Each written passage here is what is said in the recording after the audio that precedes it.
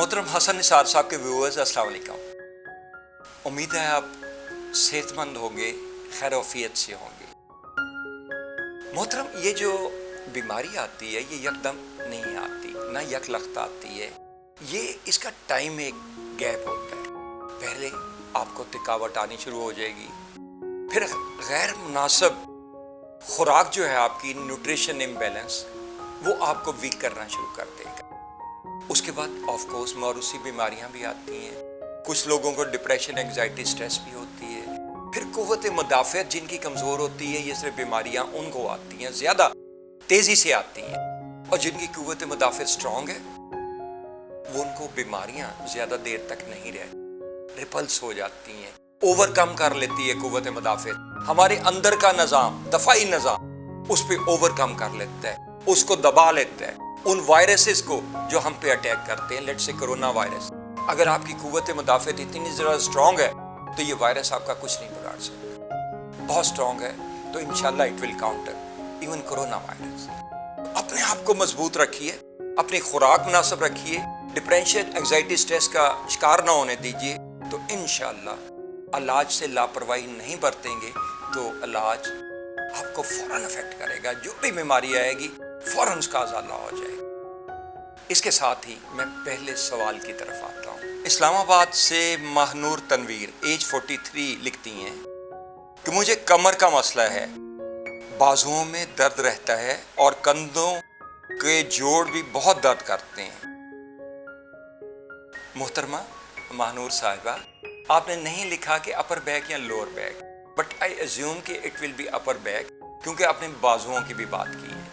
जो upper back में दर्द आता है ये आपके अपर जो वर्टेब्रास हैं उनसे आता है, थोरैसिक वर्टेब्रास। जो आपके गर्दन कंधों बाजुओं में दर्द आता है वो आपके छठे मोरे, सर्वाइकल के छठे मोरे से, जहाँ ये नसें आप चार्ट पे देख रहे हैं बाजुओं में आती हैं। इसमें जब डिस्क पर्टिशन हो जाती है, डिस्क स्लिप हो जाती है, डिस्क बल्ज हो जाती है, तो उस सूरत में चूंकि थीकल सैक के कंप्रेस होने से ब्लड आपका पूरा सर्कुलेट नहीं कर पाता और आहिस्ता आहिस्ता आपको थकावट, सोजश, स्वेलिंग, बाजू उतने ताकत में नहीं रहते जितने कि उनको होना चाहिए काम काज के लिए, जिससे वीकनेस आना शुरू हो जाती है। इसी तरह जो आपकी अपर बैक में आ रही है, आई सेड कि इट इज़ थोरैसिक वर्टेब्रास, लेकिन उसकी आपने एग्जैक्ट चूँकि लोकेशन मेंशन नहीं की कि इट इज़ लोअर बैक और upper back and which vertebra, which part of the upper back, वो इसलिए मैं उसकी वजाहत नहीं कर पा रहा। आप अपनी, चूँकि आप इस्लामाबाद में हैं, मैं लाहौर में हूँ, अगर आपके पास कोई MRI हुई हो तो send it to me, WhatsApp me, मैं इंशाल्लाह उसको एग्जामिन करने के बाद मजीद कुछ तफसीलात आपको दे पाऊंगा। दानिश अली अवान एज 40 कहते हैं कि मेरी लेफ्ट बैक पेन है, लेफ्ट नी पेन है और लेफ्ट हिप पेन है and also legs length discrepancy है। डिस्क्रिपेंसी यू मीन कि एक टांग छोटी हो गई है, एक बड़ी हो गई है। जब नर्व में कंप्रेशन आएगी इस जगह से, लेफ्ट चूंकि आपने मेंशन की है, जब इस जगह से नर्व में कंप्रेशन आएगी, नस जिस तरफ ज्यादा दबेगी, आपकी सर्कमफ्रेंशियल डिस्क बल्ज होगी, जो आपके लेफ्ट पे ज्यादा प्रेशर है और राइट पे कम प्रेशर होगा। जब इस जगह से डिस्क आपकी लेफ्ट पे ज्यादा प्रेशर डालेगी, कंप्रेस नर्व रूट हो जाएगी, ये जैसा कि आप चार्ट पे देख रहे हैं, यहाँ से दब जाएगी, तो जाहिर है लेग्स की लेंथ में भी फर्क पड़ जाएगा। अगर आपके गर्दन की दबी होंगी तो गर्दन के भी हाथों में अगर आप देखेंगे सेंट्रल लाइन को लाइन करके तो उनमें फर्क आ जाएगा। तो जब ये नस ज्यादा एक तरफ से दबे और एक तरफ से कम दबे तो अल्लाह ताला ने जो तवाज़ुन में आपको पैदा किया है वो जाता रहता है। एक टांग लंबी, जैसा कि आपने लिखा है कि हो गई है, फर्क आ गया उनमें, और एक टांग छोटी हो जाती है क्योंकि नर्व उस तरफ से दबी हुई है। चौथे पांचवें मोरे L5 से ओरिजिनेट हो रही है और पाँव के नीचे, एड़ी के नीचे तक जाती है। अगर आपने कोई MRI कराई हो तो send it to me, I can further advise you. लेकिन ये काबिल इलाज मर्ज है, इंशाल्लाह आपको फिलफौरा फाका शुरू हो जाएगा अगर आप किसी कायरोप्रैक्टर के पास तशरीफ ले जाए, और otherwise you can go to some orthopaedic surgeon if you feel like so. इंशाल्लाह ये ट्रीटेबल है और ट्रीटमेंट इसका हो जाएगा। नी पेन की जहाँ तक बात की है दानिश साहब, ये L3 से आती है। ये जैसा कि आप चार्ट पे देख रहे हैं, ये घुटनों में खराबी, ये जब ऊपर से थीकल सैक कंप्रेस होगा तो नर्व आपकी इन्फ्लेमेशन में जाना शुरू हो जाती है। जब नर्व इन्फ्लेमेशन में जाना शुरू होगी तो फिर उस पर दो काम होंगे। انٹرنل سویلنگ آنے کی صورت میں چونکہ بلڈ فلو کا بھی ریسٹرکٹ ہو جائے گا تو اس سے آپ کے کارٹلیج جو ہے جوائنٹ کا کارٹلیج گھٹنے کا وہ ویک ہونا شروع ہو جائے گا اور آسٹیوپیتھک چینجز آنی شروع ہو جائیں گی.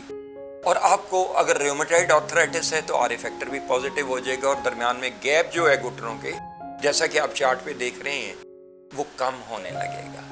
اینی کیس دونوں ٹائپس جو ہیں وہ ٹریٹیبل ہیں. آپ کے L4-5 کے ساتھ L3 کی بھی ڈسک بلج ہوگی.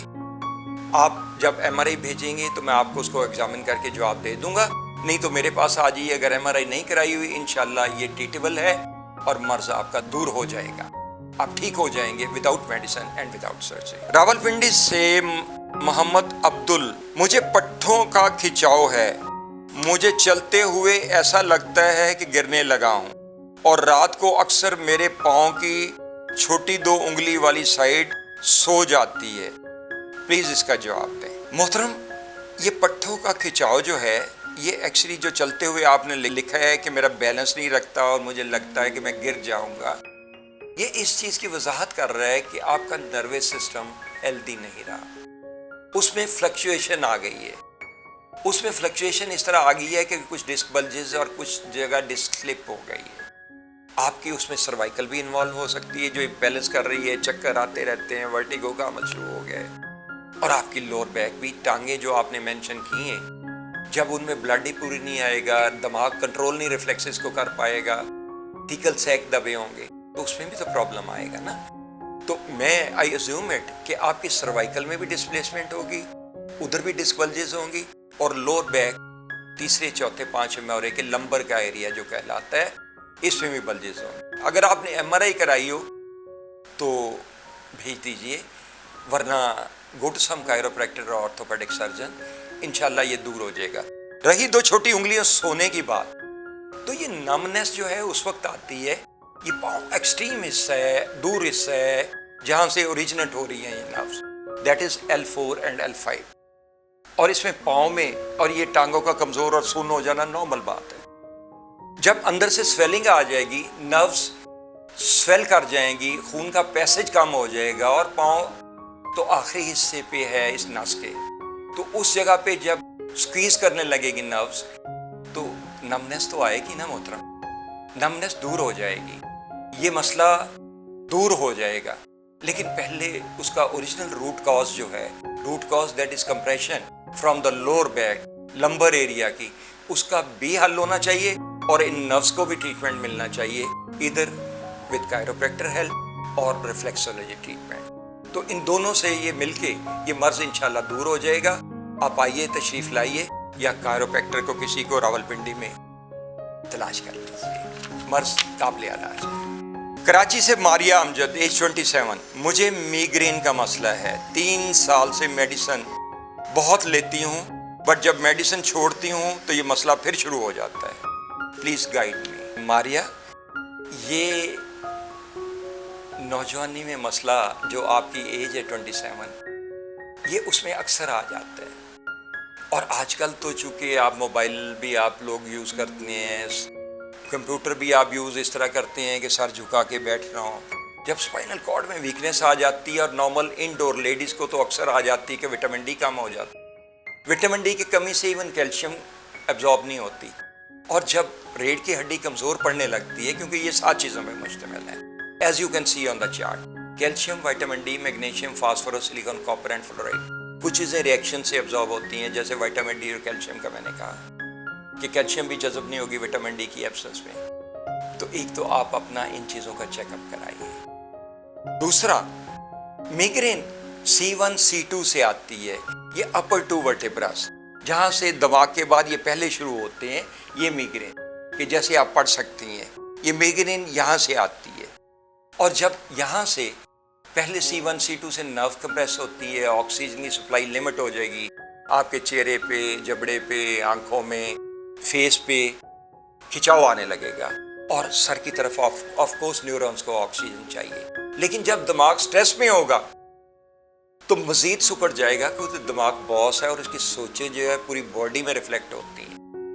اور جب مزید سکویز ہوں گی تو نیورونز جو لائیں گے نا, جیسا کہ آپ دیکھ رہے ہیں 3 حصوں میں پڑھ رہے ہیں, یہ چارٹ پہ سامنے پڑھ رہے ہیں، یہ میگرین کیسے ہوتی ہے، کاز تو میں نے ایکسپلین کر دیا، لیکن اس کے علاج کے لیے آپ کو کسی کائروپریکٹر سے رجوع کرنا پڑے گا۔ آپ چونکہ کراچی میں ہیں، I can't invite you to Lahore, but you can find someone there. But in case you want to come to Lahore, most well. یہ دور ہو جائے گا مرض، انشاءاللہ آپ کی دوائیوں سے بھی جان چھوٹ جائے گی۔ اور پین کلر جو آپ نے کہا کہ دوائیاں چھوڑتی ہوں تو مرض پھر شروع ہو جاتا ہے، pain killer you must understand it is not a treatment in itself. It can be in combination with something. جو پین کلر آپ لیتی ہیں وہ تو ٹیمپریری ریلیف دیتی ہیں آپ کے دماغ کو، لیکن دماغ جب پھر سٹریس میں آتا ہے پھر وہی پرابلم۔ تو اس کو پرماننٹ دور کرائیے نا، اپنا علاج کرائیے۔ It hardly takes any time C1 C2 adjustment جو ہے۔ کوئٹہ سے اسلم خان، ایج 33، مجھے ٹیل بون پین کا مسئلہ ہے، مجھ سے ٹھیک سے بیٹھا بھی نہیں جاتا، گاڑی میں بھی ٹیوب رکھ کے بیٹھتا ہوں، پلیز ایڈوائز۔ یہ جب L4-5 سے just see it, this tailbone pain، یہ here on the chart، یہ جب ادھر سے L4-5 سے ڈسک بلج ہو جاتی ہے، ڈسک پٹوژن ہو جاتی ہے، ڈسک سلپ ہو جاتی ہے، تو یہ ایریا سارا سویل کر جاتا ہے، نروز بھی سویل کرنے لگتی ہیں، ہڈی کو بھی جس جگہ لگاتار ریپلیسمنٹ بلڈ کی ضرورت پڑتی ہے، ان میں جو 7 اجزاء میں نے بتائے ہیں ان کی ضرورت پڑتی ہے۔ جب وہ نہیں ملیں گے ہڈی نرم پڑنا شروع ہو جائے گی، سویل کرنا شروع کر دے گی، اور پھر آپ کو پین تو آئے گی جب اس حصے میں سویلنگ آئے گی، تو آپ کو اس لیے ٹیوب رکھنے پہ تھوڑی بہتری محسوس ہوتی ہے۔ تو اس کا علاج کرائیے پلیز۔ کوئٹہ میں ہیں آپ، وہاں تو کوئی کائروپریکٹر نہیں ہے، یو کین گو ادھر ٹو کراچی اور you can come to Lahore, انشاءاللہ یہ مسئلہ حل ہو جائے گا۔ یہ ٹیل بون پین صرف نہیں ہے، یہ 2 ڈسکوں کی ڈسپلیسمنٹ ہے basically, L4 and L5 which you must be suffering. انشاءاللہ it will be all right with chiropractor treatment۔ پتوں کی سے آمنہ شیخ، ایج 39، مجھے نی پین کا ایشو ہے، پلیز اس کا علاج بتا دیں، میں میڈیسن لے کے بہت ویک ہو گئی ہوں۔ آمنہ شیخ، آپ کی عمر تو نہیں ہے 39 ایئرز جو نی پین کا شکار ہوں، آرتھرائٹس کا شکار ہوں، اس عمر میں عام طور پہ نہیں ہوتا، but it must be referred pain. وہ اس لیے کہ یہ جب L4-5 سے مسئلہ آئے گا تو نروز یہاں سے پاس ہونا ہوتی ہے گھٹنوں سے بھی، لیکن اگر آپ کو واقعی آرتھرائٹس ہوگی تو then L3 must also be affected, گھٹنے بھی آپ کے افیکٹ ہوں گے، تو آپ تشریف لے آئیے، it is hardly a distance from Lahore, انشاءاللہ you will be all right. آپ نے میدے کا بھی مسئلہ لکھا ہے کہ مجھے میدے کا بھی مسئلہ رہتا ہے، گیس رہتی ہے اور پرابلم رہتا ہے۔ آج سے ایک کام کیجئے گا، ایک تو پانی کی انٹیک، گرمیاں ہیں وہ تھوڑی بڑھا دیں، صبح نہار منہ اگر آپ پانی ایک بوٹل لیٹ سے 1.5 لیٹر لے لیا کریں، اس کے پونے گھنٹے کے بعد ناشتہ کیا کریں اور نہار منہ لیا کریں۔ ہمارے منہ میں سلائیوا پیدا ہوتا ہے جب ہم سوتے ہیں، سب کے منہ میں پیدا ہوتا ہے، اگر یہ نہ پیدا ہو تو جتنی ہم نمک مرچ کھاتے ہیں چھالے بن جائیں زبان پہ، یہ سلائیوا ان کو سیٹل کرتا ہے۔ جب یہ آپ کے معدے میں پانی کے ساتھ جائے گا تو اس سے آپ کی انتڑیوں کو جو ڈیمیج ہو چکا ہے ان کو بہتر کرے گا۔ پلس سوتے وقت اگر آپ کو ڈائبٹیز نہیں ہے اور اگر ہیں بھی تو دونوں صورت میں میری بات سمجھ لیجئے، آپ جسٹ ½ ٹی اسپون ادرک کا رس ویسے ہی نکال لینا ہے جیسے گاجر کا رس نکالتے ہیں، ½ ٹی اسپون، اور اس کو اگر آپ ڈائبیٹک ہیں تو اس کو کاوے میں حل کر لیں اور سوتے وقت لے لیں، اور اگر ڈائبیٹک نہیں ہے تو اس کو شہد میں حل کر کے سوتے وقت لے لیجیے گا، کل سے گیس نہیں ہوگا، معدہ بہتر ہونا شروع ہو جائے گا۔ ہاں ذرا مرچیں والی چیز جو ہے وہ ذرا کم استعمال کریں، اوکے؟ تو ناظرین، یہ چند ایک سوالات تھے جو میں نے آپ کے سوالوں کے جواب دیے۔ آپ most welcome for any type of question, but please do listen to my request, send question in detail.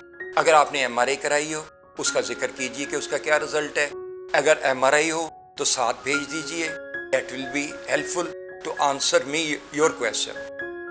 اور اگر آپ اپنی تکلیف کی ڈیٹیل ذرا لکھ دیں گے تو میں سیر حاصل اس پہ تبصرہ کر سکوں گا، آپ کو تجویز دے سکوں گا، آپ کے سوال کا جواب مکمل طور پہ دے سکوں گا۔ جاوید مرزا کو آپ اجازت دیجیے، اللہ آپ کا نگہبان ہو، آپ کی صحت کو اچھا رکھے اور آپ کے اہل خانہ صحت مند رکھیں۔ اللہ حافظ۔